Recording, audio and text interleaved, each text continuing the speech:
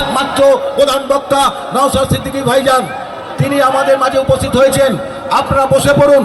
রাস্তাটা পুলিশ প্রশাসন যেভাবে রাস্তায় যাতায়াতের চলাচলের ব্যবস্থা করেছে সেইভাবে আপনারা জায়গাটাকে সচল রাখার ব্যবস্থা করুন। মানুষের রাস্তা চলাচলের জায়গাটা ছেড়ে দেবেন। ভলেন্টিয়ার আপনারা রাস্তাটাকে ক্লিয়ার করে দিন। আমি একটি কথা আপনাদের সামনে বলবো, ভাইজান এসছেন, আমরা একজনকে মঞ্চে তুলছি যিনি আপনারা শুনে অবাক হয়ে যাবেন। তিনি হচ্ছেন, আপনারা 21শে জুলাই দেখেছেন, 21শে জুলাই শহীদ দিবস পালন করেন মমতা ব্যানার্জি। কিন্তু সেই মমতা ব্যানার্জিকে 1993 সালে যিনি নিজের বুক দিয়ে আগলে রেখে বাঁচিয়েছিলেন তার সাথে উনি বিশ্বাসঘাতকতা করেছেন।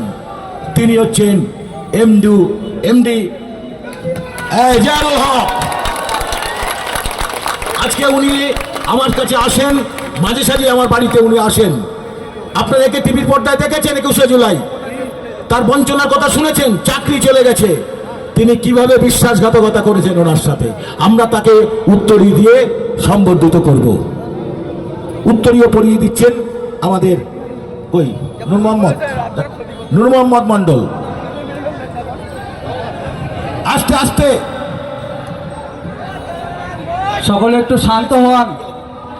আপনাদের কাছে বিশেষ অনুরোধ, আপনারা একটু শান্ত শিষ্টভাবে আপনারা নিজ নিজ আসন গ্রহণ করুন।